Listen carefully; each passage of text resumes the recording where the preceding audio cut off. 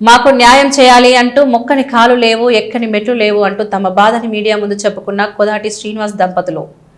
కొత్తవాడ మహంకాళి ఆలయం చుట్టూ ఇటీవల నిర్మించిన నూతన ప్రహారీ గోడ మా ఇంటి ముందు ఉందని, మా ఇంటికి దారి లేకుండా పోయిందని తొలగించాలని మున్సిపల్ అధికారులను హైకోర్టును ఆదేశించడం జరిగిందని, దానికి హైకోర్టు వారు ఇచ్చిన తీర్పుకు అనుగుణంగా గుడిని కాకుండా గుడి చుట్టూ ఇటీవల నిర్మించిన ప్రహారీ గోడను మాత్రమే తీసివేయాలని ఇంటి యజమానులు కోదాడ శ్రీనివాస్ కోరుతున్నారు.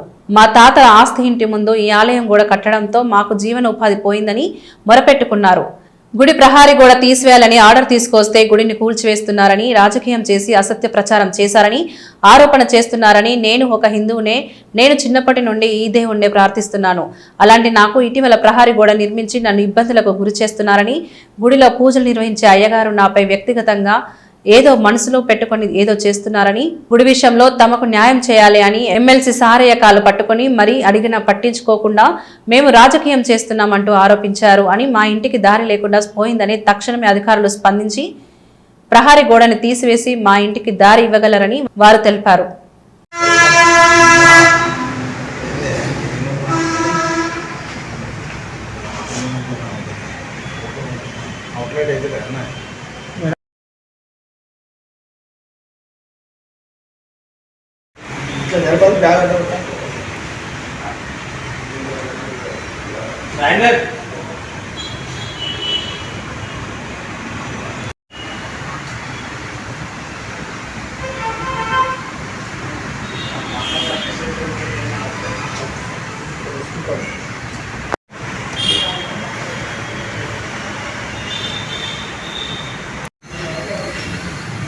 కమర్షియల్ ప్రాపర్టీ మాకు ఏం లేదు. నేను కొంచెం ఆ రోజు పడిపోయి ఆగం చేసిన వచ్చి మాట్లాడాలంటే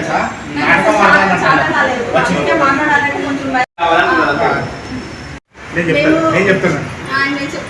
కోదాటి శ్రీనివాస్ అని నేను, నాది మహంకాళి టెంపుల్ దగ్గర నేను ఒక చిన్న వ్యాపారం చేసేటోళ్ళు. నాది సైకిల్ షాపు. నాకు తాతల నాటి ఇల్లు ఇది. నాకు ఈ ఆధారం ఒకటే ఉండదు, నాకు ఏ ఆధారం లేదు. నాకు మొదటి నుండి ఇళ్ళనే ఉన్నా, ఇళ్ళనే పెరిగాను. నాకు మొదటి జీవనాధారం. నాకు అయితే గుడి డెవలప్మెంట్ చేస్తా అని గుడి కట్టారు, చుట్టూ కంపౌండ్ కట్టేసరికి నేను ఏం చేశానంటే మున్సిపాలిటీ కంప్లైంట్ ఇచ్చాను. కంప్లైంట్ ఇస్తే ఎవరు పట్టించుకోలేదు. ఆఖరికి నన్నని నరేంద్ర సార్ దగ్గర పోయాను, ఆయనకు కూడా లెటర్ ఇచ్చాను, ఆయన పట్టించుకోలేదు. అట్లే సారయ్య గారి దగ్గర పోయాను, సారయ్యతో కూడా మాట్లాడాను. అన్న నా పరిస్థితి నాకు ఆధారం లేదు, ఏదైనా ఉంటే నాకు తప్పుంటే నాకు క్షమించు అన్నా అని ఆయన కాళ్ళు లేదా మొక్కి బదిలాడాను. దయచేసి దీనిపై కలెక్టర్కి ఇచ్చాను, కమిషనర్కి ఇచ్చాను, సిపి గారికి కూడా ఇచ్చాను. ఎవరు కూడా నాకు స్పందన భరిస్తలేరు.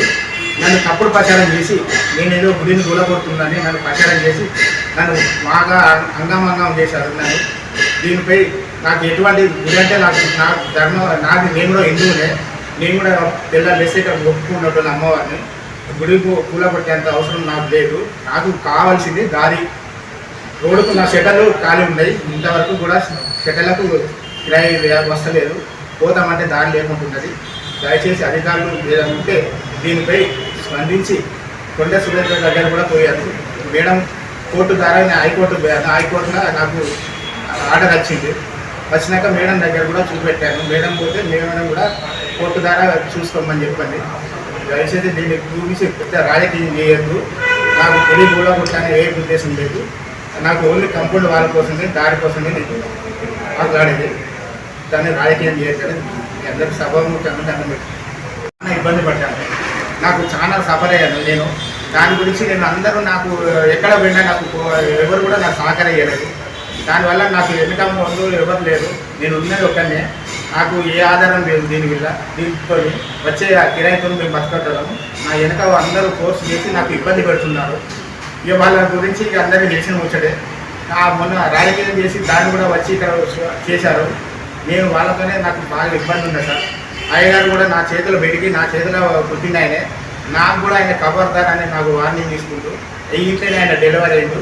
సారయ్య గారు ఈ ఇంట్లోనే కార్యాలయం పెట్టిండు కాగడ గుర్తు కోసం. మేము అప్పుడు కార్పొరేటర్గా మేము ఇళ్ళనే ఆయనకు సహకరించాము, మా అన్నగారు మేమందరం. అప్పుడు ఆయన కూడా ఇల్లు ఆయనే కొనిచ్చింది నాకు. మా ఇంటి అప్పుడు మా చిన్నప్పుడు అన్నీ ఆయనే చేసిండు. దాని గురించి మాకు మొత్తం ఆగం చేసి మమ్మల్ని పరిచయం చేస్తుంది సార్.